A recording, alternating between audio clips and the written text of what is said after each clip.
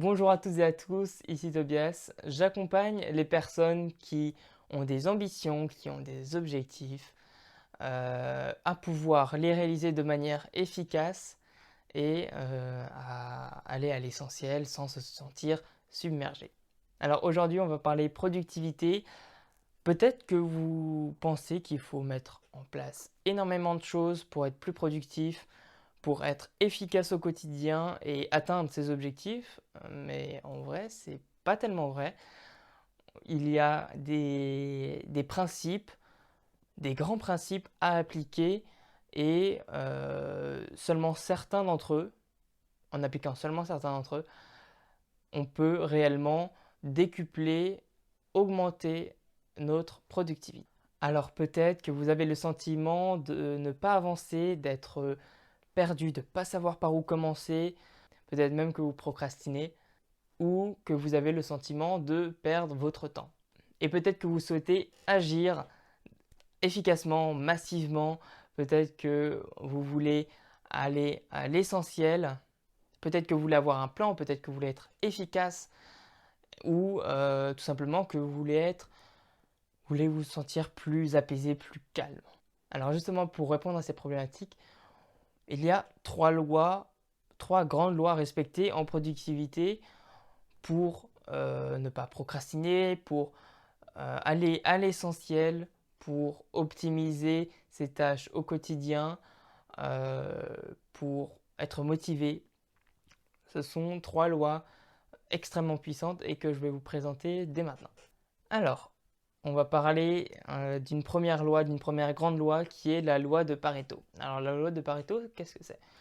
C'est Vilfredo Pareto qui, au XXe siècle, c'était un économiste et sociologue et il a étudié la fiscalité de plusieurs pays européens. Et il s'est rendu compte qu'il y avait un coefficient de proportionnalité entre les riches et les plus pauvres, entre le pourcentage de personnes qui étaient riches au-dessus d'un certain montant et les personnes qui l'étaient moins. Et avec le retour de ces études, il y a un principe qui a été tiré de ça, qui est le principe de Pareto ou le principe des 80-20. Alors ce principe est tout simple, il dit simplement que 20% des causes produisent 80% des effets.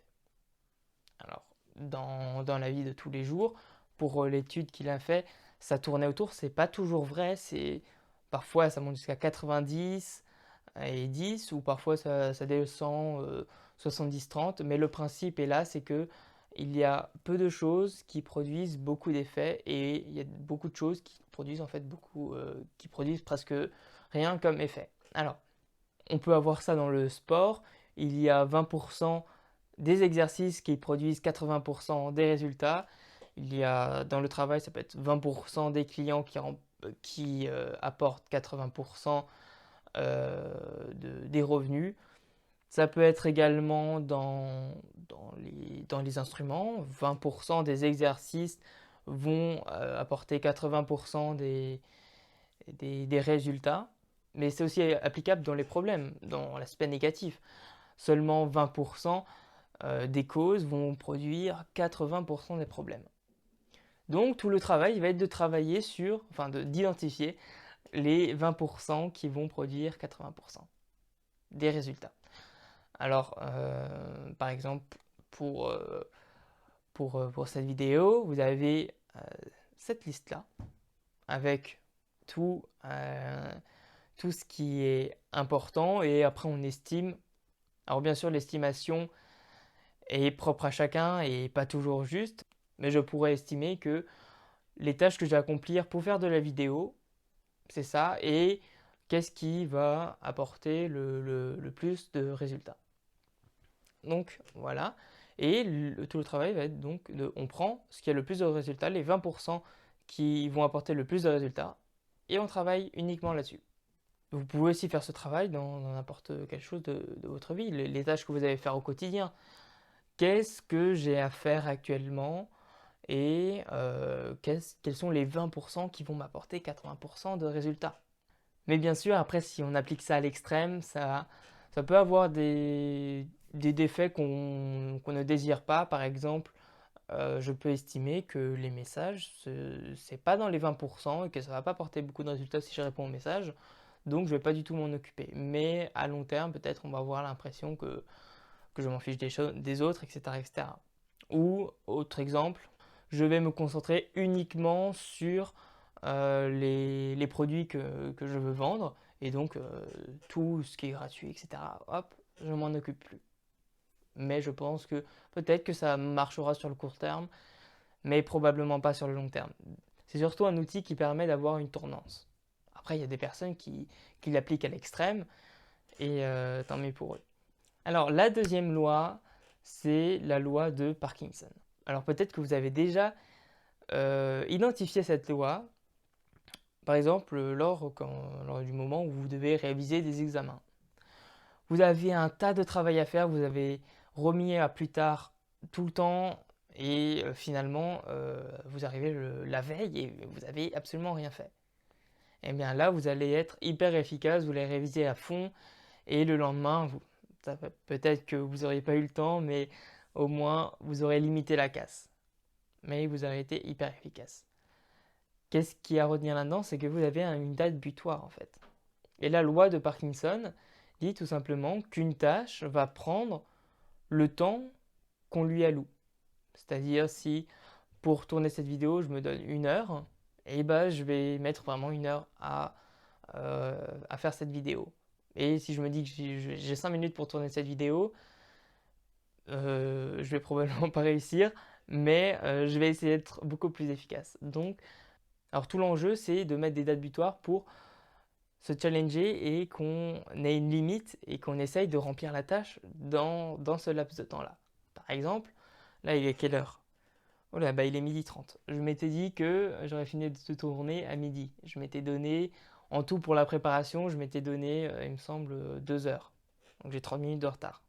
Et ça vient justement compléter l'aspect suivant qui est le ratio de Fudge. Alors qu'est-ce que c'est le ratio de Fudge? En complément de cette grande loi de Parkinson, le ratio de Fudge, c'est un ratio qui a été développé par Steve Pavlina. Voilà. Je vous mettrai l'article en description. Alors c'est tout simplement le fait que on estime le temps souvent plus court que ce qui va être vraiment. Par exemple, j'ai planifié 2 heures pour tourner un ensemble de vidéos. Là, en matinée, j'ai pris plus de temps. Là, je suis à 30 minutes de plus. Et ben, pour calculer ce ratio, on va prendre le temps qu'on a réellement fait pour réaliser ces tâches, divisé par le temps qu'on avait estimé. Et donc, ça va nous donner un résultat. Et ce résultat, en fait, sera le nombre par lequel on doit multiplier le temps qu'on estime pour une tâche. Alors, comment on va calculer ce nombre-là? Je vous le fais rapidement. Alors, première étape, vous allez faire une to-do list. Et pour chaque tâche, vous allez estimer le temps que vous avez besoin.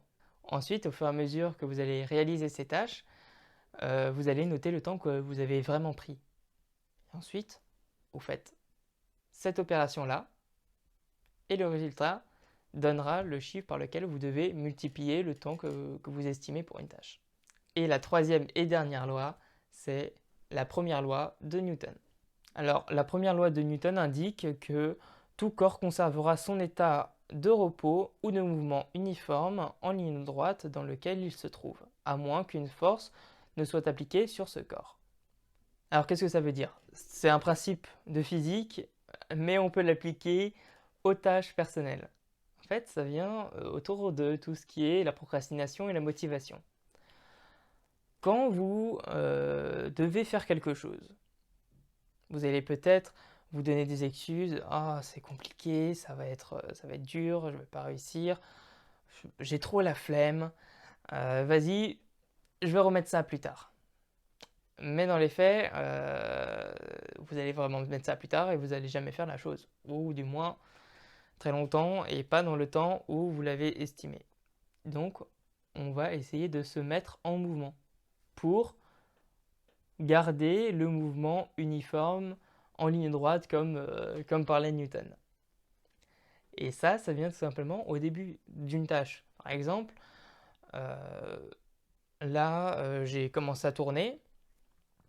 Au départ, c'est un peu compliqué. Donc, on va décomposer la tâche en petites tâches. Donc, poser le trépied, la caméra, les lumières, allumer le micro, etc. etc. Et tout ça, décomposer en petites tâches, ça va faciliter de se mettre en mouvement.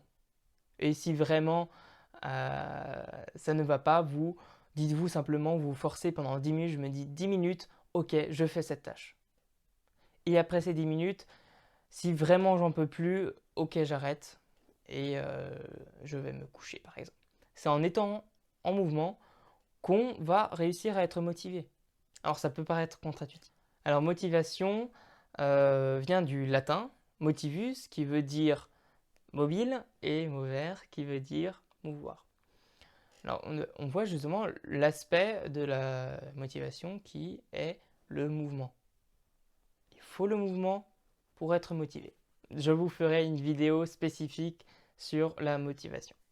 Alors on a pu voir du coup la loi de Pareto, de se concentrer sur les tâches les plus importantes, la loi de Parkinson qui est de mettre des dates butoirs pour être plus efficace, et la loi de Newton qui nous montre qu'il faut se bouger pour ne pas procrastiner. Voilà. Alors je te remercie d'avoir regardé cette vidéo. Si tu souhaites que je traite d'un sujet en particulier, fais-le moi savoir dans les commentaires. N'oublie pas de liker et de t'abonner et je vous dis à très bientôt. Au revoir.